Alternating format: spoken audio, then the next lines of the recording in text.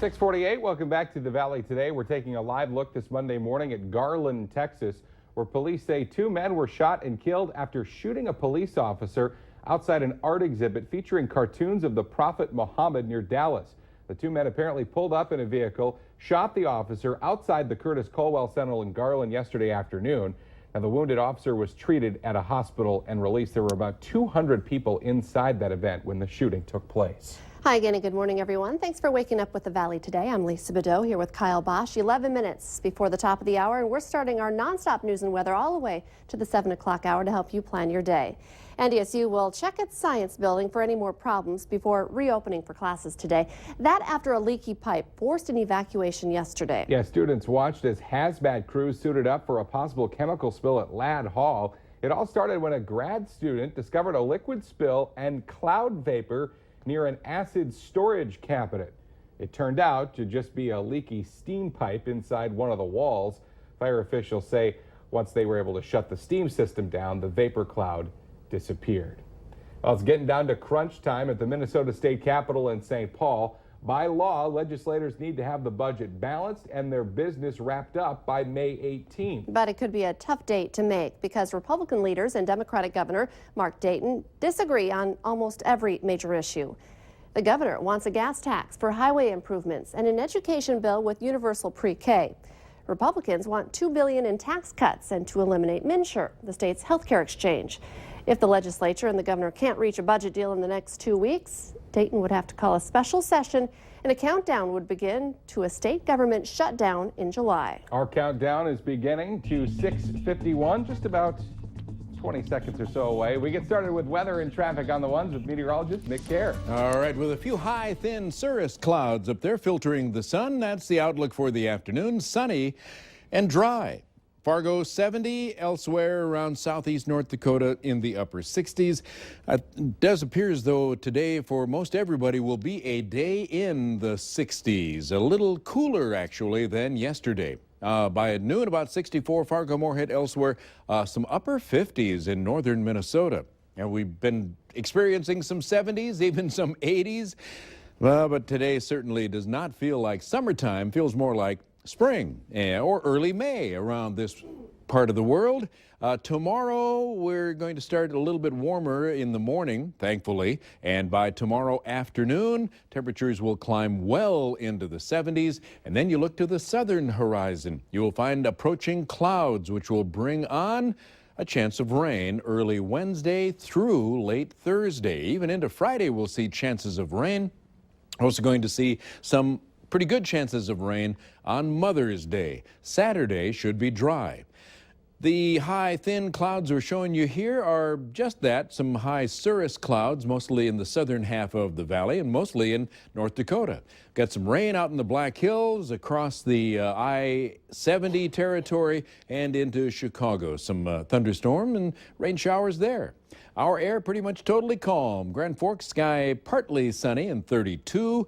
West-northwest breeze, Fargo Moorhead under a mostly clear sky, 39 degrees. Let's get a traffic report now from Al Ahmed.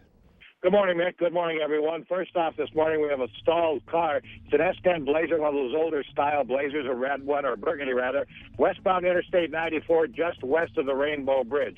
Traffic on Interstate 94 this morning, really thick westbound. Eastbound, not quite as heavy, but westbound, very, very active. Around the tri-level, very thick traffic there. Be careful around the ramps. Northbound I-29 is really rocking. That's traffic. Kyle, that's traffic. Al Ahmed reporting. It's now 7 minutes before 7 o'clock. Fargo's Fifth Avenue South reconstruction project makes a move today. The intersection of Fifth Avenue South and Fickner Drive South will be closed for about a month. Roadblocks will be going up west of 27th Street. A 21-year-old Grand Forks man is wanted by police for an aggravated assault outside a Grand Forks bar back in March. Police say Wendell Lafferty is accused of attacking 34-year-old Adam Dahl, who suffered a fractured eye socket and a broken nose. Police say Dahl and a friend were attacked by a group of about 5 men after celebrating a UND hockey win. He was kicked in the face and head numerous times. A Fargo man is recovering from head and spine injuries after crashing his motorcycle in north central North Dakota. The North Dakota Highway Patrol says 41-year-old Chad Sandhoffner was with a group of bikers near Knox, North Dakota when he missed a turn and crashed. He's being treated at a Minot hospital. Authorities say the body found in the St. Croix River near Stillwater, Minnesota Saturday has been identified as a 24-year-old woman who had been missing for more than a week. Abby Russell had moved to Minnesota from Florida last month. Police say that she had a late-night phone conversation on April 25th and left her home without her phone, purse, or keys. The sheriff's office says foul play is not suspected in the case. Police in southwestern Minnesota say 3 men are in jail in connection with the deaths of a longtime Lyon County couple who died in a house fire. The bodies of Jim and Kathy Hivley of Russell, Minnesota were found Thursday in the burned home. Police say the 3 men in jail face charges of second-degree murder, arson, burglary, and possession of stolen property.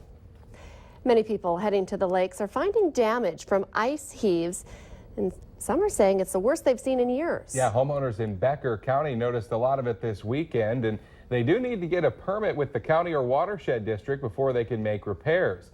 Now, ice heave damage from the winter needs to be fixed before next winter, or you need to get another permit to do it. Anyone still looking to fix their yards from ice damage should also check with the Minnesota DNR to see any rules that apply to their property. Landscaping companies say they are very busy fixing damage this year. The first wave of 2015 college graduates in the Valley has hit the streets. Concordia College said so long to seniors yesterday in Moorhead, and former Vice President Walter Mondale was the keynote speaker. He urged grads to tell the truth, be kind, make friends, and go out and help others. 6:55 now on this Monday morning, and all month long we've got our special new series, Digging In, learning everything from in our garden to container gardens to even how to make sure those flowers you buy for mom on Mother's Day this weekend last all month long. The Valley Today's Christy Larson joins us live from Shotwell Floral with some last-minute reminders as you head out. Good morning, Christy. Good morning, Kai and Lisa. That's right. As you can see, we made some beautiful bouquets. I even made one myself, and I don't like to call this table messy. I call it creative. We had to get creative, right, Cindy? Correct. We had to get very creative here this morning. And again, people can come and pick out their own stems and actually make their own arrangements, or they can have one that you designed here. Correct. It's always kind of fun to just come in and pick out like random stems and make your own, because it would be your own creation, and I think most moms would love that. Yeah, I think it's something that you can add just a little bit special to it. And again, we were talking about how to make these healthy. That's if you see your water getting cloudy, change out that water, put in the flower food, and make sure you do it quickly. Otherwise, you might have to recut those stems. And again, when people are here looking for maybe some of those hanging baskets, they should ask for help if they don't know which ones to get. Most definitely. We are definitely here to help. So that anybody doesn't know, feel free to ask us, and we'll be happy to help them out.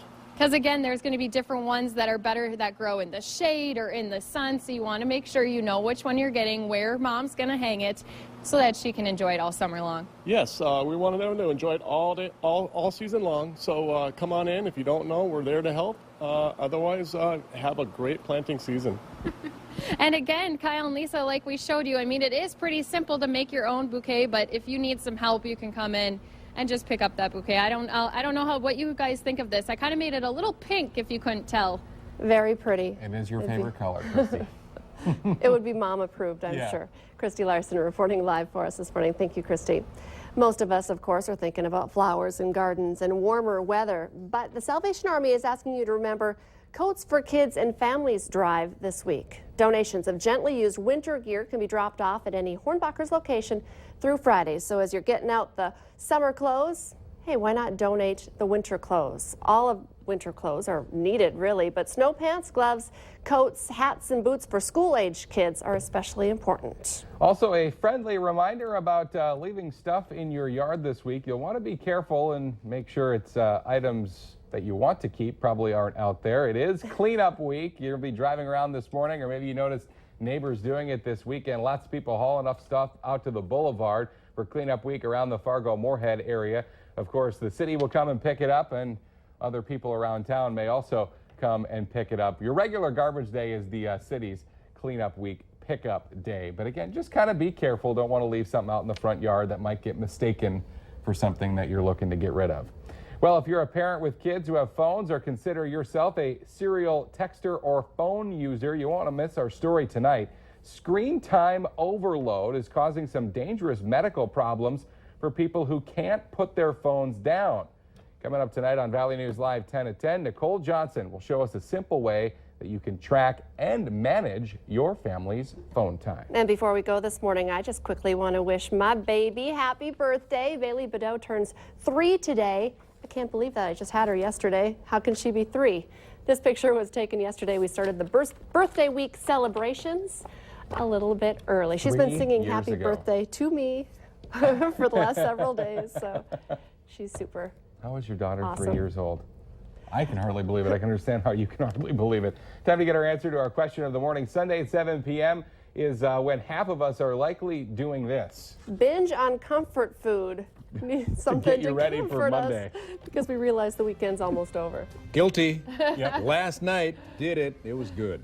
All right, high today about 68 to 70 and not windy today. Nice day.